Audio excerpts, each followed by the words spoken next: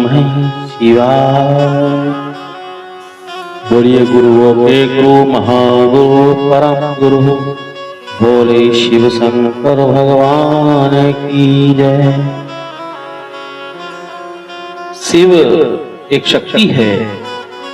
इस शक्ति को मनुष्य ही समझ सकता है, पर सभी जीव अपने अपने लिहाज से इसको अर्जित करते हैं। जिसके पास शक्ति नहीं वह प्राय मृत या शव है।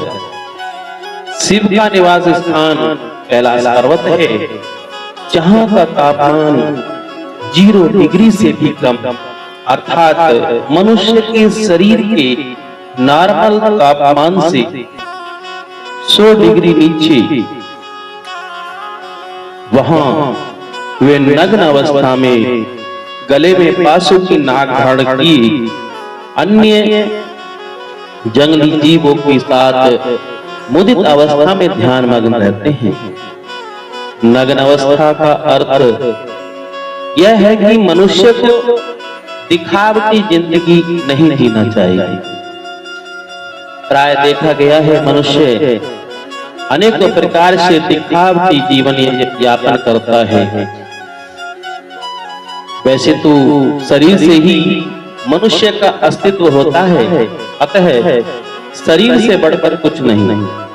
अर्थात शरीर ताप से 100 डिग्री नीचे भी, यानी घर परिवार में सब कुछ समाप्त हो गया हो तो भी मुदित अवस्था में अपने काम के ध्यान अवस्था रहना चाहिए।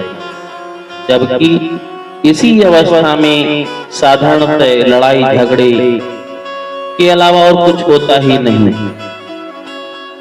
अगर हम सर्प की बात करें तो सोचने मात्र से ही मौत का भय पैदा हो जाता है, जबकि शिव के गले में स्वयं वासुकी जो भयंकर विष वाला सर्प है वह हमेशा गले में भगवान शिव से हर्ष धारण किए हुए हैं।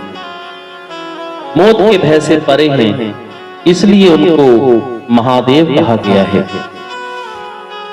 मनुष्य भी अगर निर्भीक जीवन जिएगा तो वह सभी विषम परिस्थितियों में विजय प्राप्त करने में सक्षम होगा।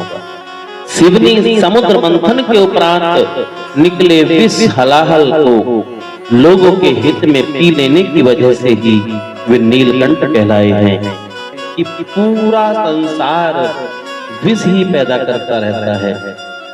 इसे सबके भले के लिए स्वयं अपने संसार में अर्थात परिवार में विष उगलने वाले अर्थात जो प्रतिक्रिया करने वाले हैं उनके बजाय उसको पीते रहना चाहिए, अर्थात सहन करता रहना चाहिए। और जो व्यक्ति घर परिवार में उत्पन्न विष को पान करता रहता है, अर्थात विषम परिस्थितियों को सहन करता रहता है, उसका जीवन भगवान शिव के समान चलता रहता है। यही शिक्षा हमें शिव शक्ति देती है। भगवान शिव की जो शक्तियां हैं वो हमको हमेशा जीवन में किस प्रकार जीना चाहिए वो सब प्रकट करती रहती है।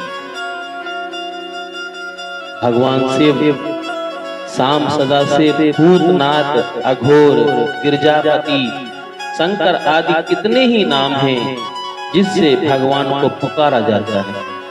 जिस भक्त की जैसी भावना उसी रूप में भगवान भक्तों की मनोकामना को पूर्ण करते हैं।